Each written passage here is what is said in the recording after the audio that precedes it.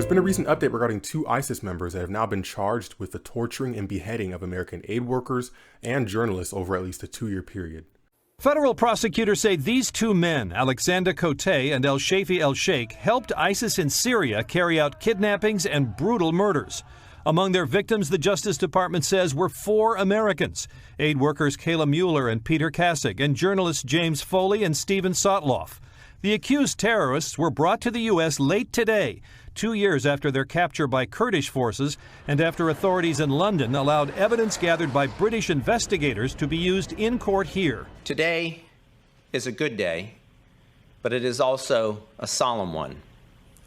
Today, we remember the 4 innocent Americans whose lives were taken by ISIS. Now, when hearing a story like this, the odds are that our Muslim friends would be appalled at such actions. How could these terrorists behead innocents like this? They're not their enemies.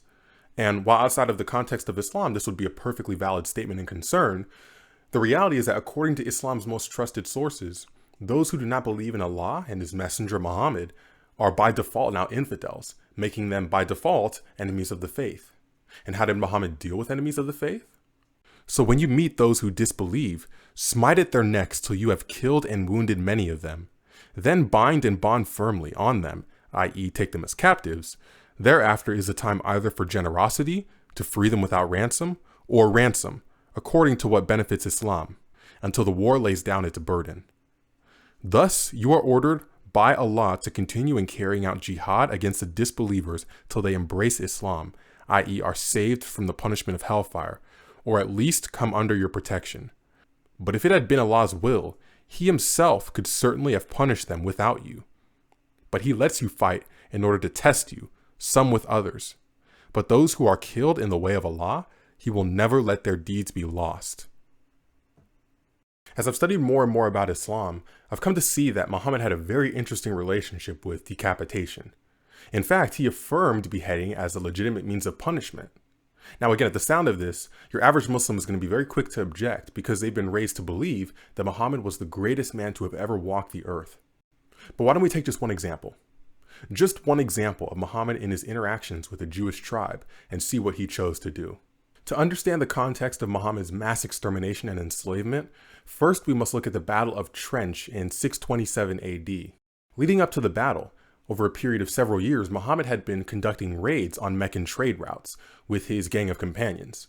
This had driven the Meccans to their wits' end, and they had finally decided that they had had enough. They were going to wipe Islam off the map. From Muhammad's perspective, he simply just wanted control of the Kaaba, which was in Mecca, and if that meant controlling the trade routes, then so be it. To avoid as much hand-to-hand combat as possible, the Muslims adopted a trench strategy which actually worked very well in their favor in keeping the upwards of 12,000 Meccans at bay. That was in comparison of Muhammad's only 3,000 jihadists and Medinans, not including the Jewish tribe of Qurayza. Sources say that some of the Jews appealed to the polytheists to try to get rid of Muhammad altogether, and when he found this out, he didn't like that. Long story short, when the Meccans saw that the trench strategy was working, they were eventually forced to give up and abandon the area, leaving the Jews at the area alone with over 3,000 jihadists that had just taken the land, and this spelled absolute disaster for them. And so now here is where it gets extremely interesting. When Allah's apostle returned on the day of battle of Al-Khandaq, i.e. the trench, he put down his arms and took a bath. Then Gabriel, whose head was covered with dust, came to him saying, "You have put down your arms. By Allah, I have not put down my arms yet." Allah's apostle said, "Where to go now?" Gabriel said, "This way," pointing to the tribe of Bani, tribe Qurayza. So Allah's apostle went out towards them. So from this we can see that Muhammad really didn't feel threatened by the Jews until the command from Gabriel came. It was only a select few of their leaders who had allegedly conspired against him, and even then he was still enough at ease to take a bath. There weren't soldiers of Jews lining up to try and attack him or defend themselves when they saw they were alone. They were timid and they didn't want that fight. But it wasn't until, as I said, Gabriel came that Muhammad was then forced to get up and then go and confront them. And no doubt Gabriel showed up to probably give some type of divine support for the absolute carnage which was about to be wreaked onto the Jewish population there. So as I said, the Jews were timid. They did not want the fight. They did not want to battle with Muhammad. And in a moment of desperation, they called for Abu Lubaba, who was a nominal Muslim, who had worked with Muhammad in some capacity, but had also opposed him at certain points. And they basically asked him for advice. Then they said, "Hey, How can we handle this situation so that we walk away with our lives? And let's check out his answer. Then the Qurayza sent to the apostle, saying, "Send us Abu Lubaba, that we may consult him." So the apostle sent him to them, and when they saw him, they got up to meet him. The women and children went up to him, weeping in his face, and he felt sorry for them. They said, "O Abu Lubaba, do you think we should submit to Muhammad's judgment?" He said yes, and pointed with his hands to his throat, signifying slaughter. Now, despite this warning, the Jews still decided to submit to Muhammad out of desperation. And this is when Muhammad did something extremely sinister. Muhammad offered to have them submit not to the judgment of himself, but to one from the tribe of Aus. Now, this pleased the Jews because historically the tribe of Aus had had many alliances with the Jews in the past. And so they saw this as an opportunity to get some type of leniency. That was until they saw who Muhammad appointed to give the judgment. Their hopes were dashed to pieces when they saw that Muhammad chose Sa'd bin Mu'ad, who was a tribe leader of Aus who hated the Jews. And so this makes his next statement about the judgment not that surprising. When the tribe of Qurayza was ready to accept Sa'd's judgment, Allah's apostle sent for Sa'd, who was near to him. Sa'd came riding a donkey, and when he came near, Allah's apostle said to the Ansar, or helpers, "Stand up for your leader." Then Sa'd came and sat beside Allah's apostle, who said to him, "These people are ready to accept your judgment." Sa'd said, "I give the judgment that their warriors should be killed and their children and women should be taken as prisoners." The Prophet then remarked, "O Sa'd, you have judged amongst them with or similar to the judgment of the King Allah." Then the Quraysh surrendered, and the apostle confined them in Medina in the corner of Di al-Harith.